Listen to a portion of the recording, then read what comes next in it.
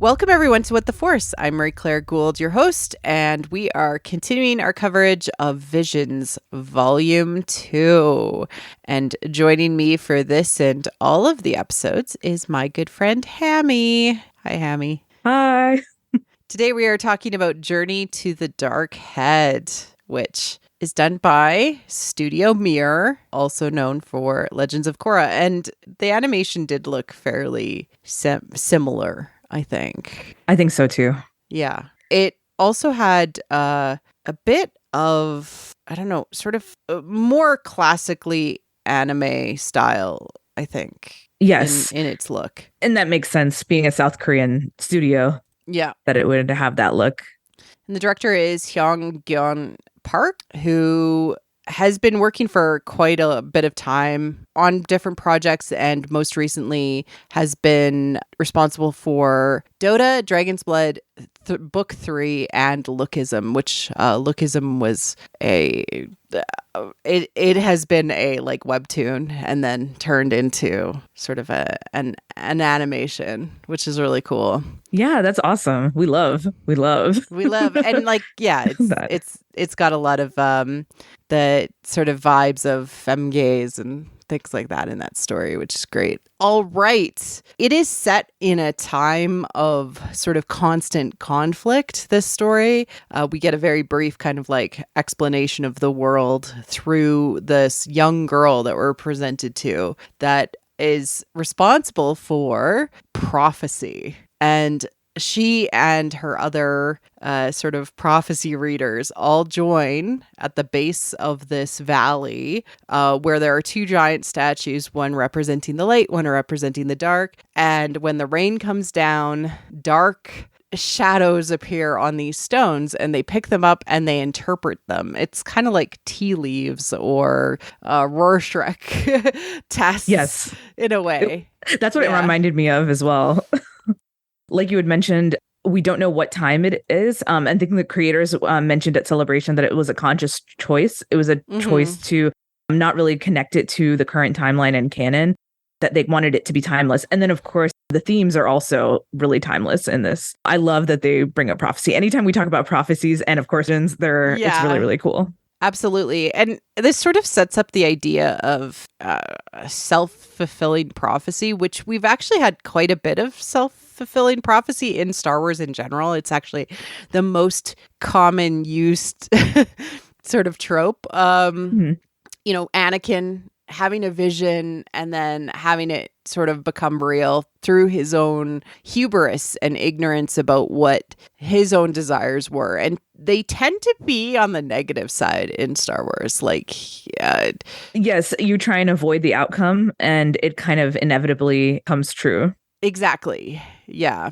Yeah. And the thing about prophecy in Star Wars is that they're never really what you think they are, ever. Like, you try to look at it and you're like, this is not, this is what it is. Mm-hmm. You're so sure of it, but it always turns out to be something different. Yes, with the biggest example being Anakin, that he sees Padme dying, but not realizing at what cost. Yeah. Him trying to stop that from happening inevitably leads to her dying again. Exactly. And so the responsibility of this planet is not to interfere with these prophecies, but just to record them for time. And the sort of bookkeeper who's writing them all down asks Ara, who's our POV for this story, if it was something from the past or something from the future, which I found really, really interesting too. It's kind of like, oh, maybe this already happened. That's kind of cool. But she gets the sense it was from the future. And it's two figures, and then in the middle, engaged in some sort of conflict, and in the middle, there's a third figure. And this really connects back to the first episode of Visions. We talked about Sith, the third way. Yeah. It's kind of nice to see all of the themes kind of connecting together. So Ara looks at the stone and she's trying to interpret it, like you mentioned, whether in what time period it's taking place, whether it's happened already or is going to happen. And like you had said about never acting on them, you can tell right away that she wants to act on them. Mm-hmm. And her sort of mentor figure says, no, that's not our role here. All we do is record the prophecies. It reminded me of Harry Potter, the Hall of Prophecy. They do the same thing.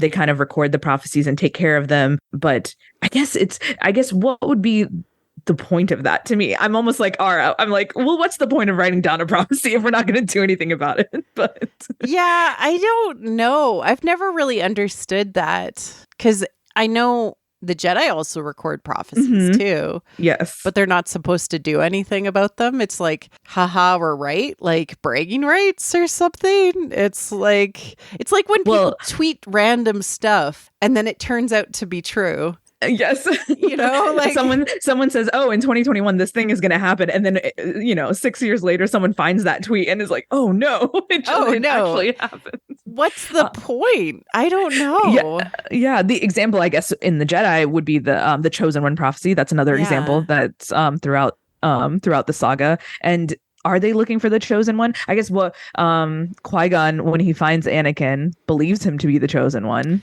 Yeah, they're actually told not to look for the Chosen One. Like that's actually like kind of similar to this situation where she's like, okay, but what if we could change everything in the universe if we just cut off the dark head? Okay, so I really want to talk about this, Hammie. You can never destroy your darkness, right? Like the darkness will always exist in the galaxy and in ourselves, and but it doesn't mean that you have to you have to be okay with the situation, right? Like that's the point. So she actively, this is something that has been driving her since she was a little girl.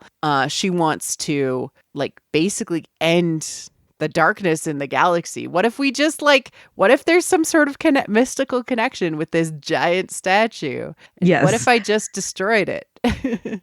And they kind of mention as well that the war is ongoing and always happens. That's what her mentor is trying to tell her, that there's always going to be wars, and so we can't intervene. But she thinks this is the solution to that. I think maybe those prophecies in Star Wars, the Chosen One, and then obviously the one that Anakin sees of Padme, those prophecies come to a head, wink, wink, dark head, come to a head because the person who sees them is very vulnerable, and it's at a pivotal moment in their lives and everything. So for Ara, as a young prophecy recorder, she's seeing all the conflict in the galaxy, and instead is being told to take a passive role in it, and she just can't stand by for that. And I don't know that the recorder was right. Right. Exactly. No, but that's what makes it interesting. That's why you could talk about prophecy forever. Yeah. And prophecy is really interesting from a mythic perspective. Like when we talk about Oedipus and all of that, it ends up being, there's always some sort of hubris involved, that you think you are strong enough to either resist or bring about or whatever, right? And this take on prophecy is really fascinating because she is successful, but it's just not the way that she interpreted it. And I think that's really cool.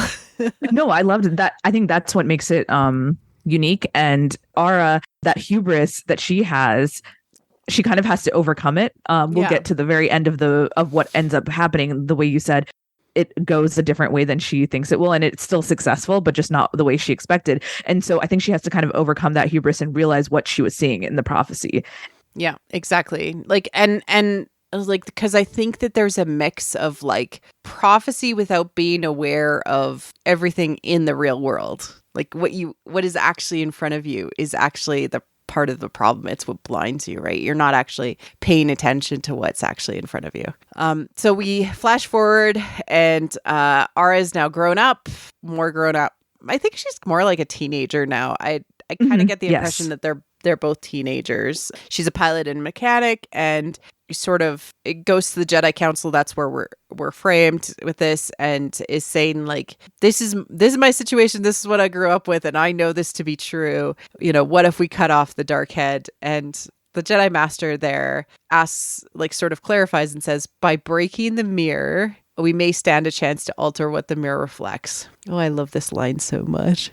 To me, this it really shows when we're faced with sort of impossible situations, sometimes by changing our lens, we're able to actually see the situation different and see how maybe we can't fix the whole world, but we can make a little bit of a difference, or we can make a difference for a community, or we can make a difference for a person. And I really, really love the sort of riddle way that she ends up giving Ara part of the key. Yes, because once again, at this point in the story, Ara is maybe still stuck in her hubris. She thinks, oh, okay, so this Jedi is just giving me permission, and she's saying some gobbledygook, whatever. Yeah. but she's not realizing that that's actually the key of what's going to fix everything in the end. I loved it. I love it's always fun to get one of those words of wisdom. The master sends Ara to Toll to collect him, and I think Toll is going to be important, which is so good. Another Jedi Master kind of questions her, the one who mentions breaking the mirror, and Tool, and she's the one who chooses Tool. But the other Jedi Master is like, "Are you sure? I don't know if he's right." And she's like, "I think he's going to play a part." Yeah, and she also like dismisses that guy too, who's like, "You're insane. You can't change the world by cutting off a statue's head." Mm-hmm. Yeah, yes. Which is so good. Like I don't know. I liked how dismissive that Jedi Master was of explain guy. Yeah.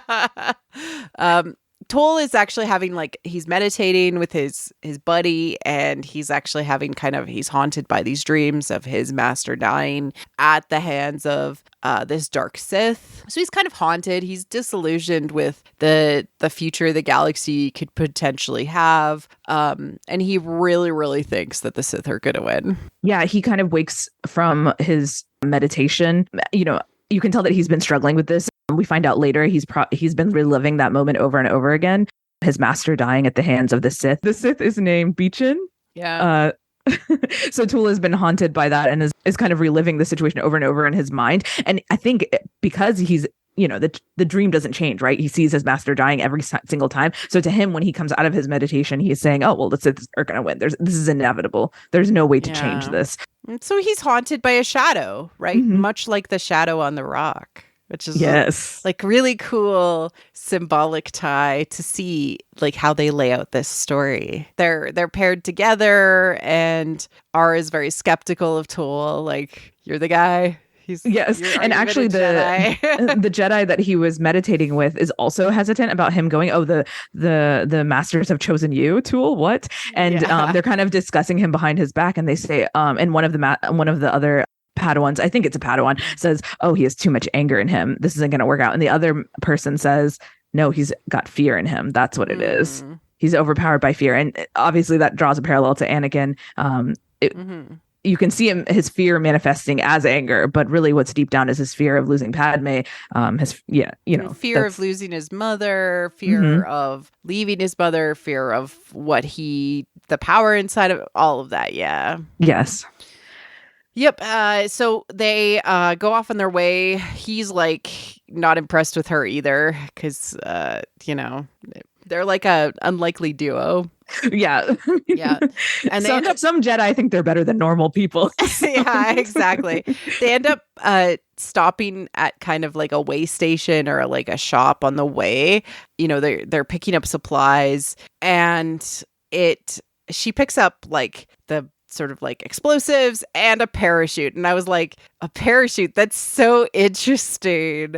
And Tool is just absolutely, why do we even need that? You're insane. But it really shows the difference in their sort of attitudes from this point on, which is that Tool doesn't want to live.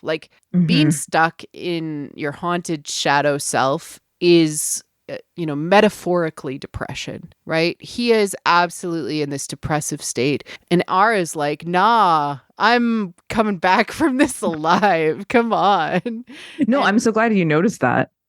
This also, because she believes in life and he believes in death, because they kind of go into this place together, if they hadn't started down this path, Beechin wouldn't have found them. So he was able to track them because he sensed Tool in this shop, and that sets off this cycle, which is fascinating. Yeah, I wasn't sure if it was the exact moment, but Tool is kind of rolling his eyes while Ara's getting the supplies, and he looks out the window of the shop and he sees these Sith monks Yeah. They reminded me of the Sith Eternal on Exegol. They were kind of walking past and they have this like incense and they were kind of lit up red and they walk past. And I think maybe that kind of because the animation kind of zooms in on Tool in that moment and you can kind of see the fear on his face. And at least to me, that's what it feels like Beechin noticed right away. Like because he's a ping in the force. Like, I know that scared fellow. Yes. And Beechin kind of senses him in the force at that moment exactly when his fear is at its highest. Yeah. And he follows so Beechin follows them to the planet that Ara's from. Yep. And it's actually the temple itself is built amongst the clouds. These statues of prophecy are huge. They're like the size of mountains, basically. One has a blue head, one has a red head, but they look the same. And then, yes, they almost, except for their colors, they look exactly the same. Yeah. And then between them is like this connecting circle across their shoulders that makes like a joined like union or a circle. Yes. And it actually connects in their heads at the very, obviously they're floating heads, but it's actually where their brains are. That's where it's connecting. I saw the pathway was connected to the tops of their heads.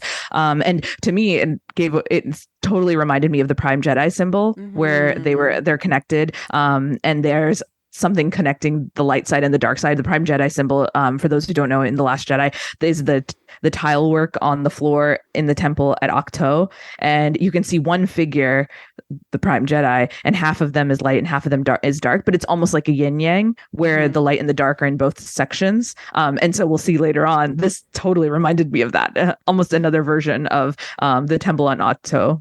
And I love the layout of the circle itself because it sort of shows the rain that falls between them is everything, right? It's not, you're never truly light or truly dark. Everybody's in the middle. And that's the truth, is that everything exists in the middle of the light and the dark. You can never be fully light or fully dark. And that's exactly what we talked about with Sith too.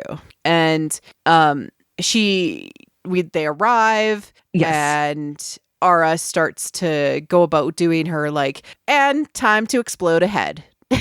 Yes. So they get to the temple amongst the clouds, the statues of prophecy, and she immediately starts running towards it's pouring rain. And so she starts running towards one of the head, and she's kind of telling herself, I hope this better be the dark head, because if she runs in the circle, she doesn't know, she can't tell through all of the rain which head it is. So she's running and saying, oh, I hope this is the dark head. And at the same time, Beechin has shown up and him and Tool are fighting, and he says, I'll be the distraction. You go and take care of the dark head.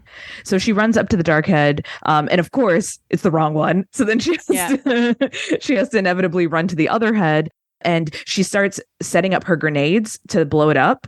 And it's so this is what she's wanted for years now. We meet her as a child, seeing this prophecy and coming up with this idea of wanting to blow up the dark head. She gets to this pivotal point in her journey where she's about to blow up the dark head, and she asks for forgiveness. She kind of closes her eyes, asks for forgiveness before pressing the button to blow up the dark head.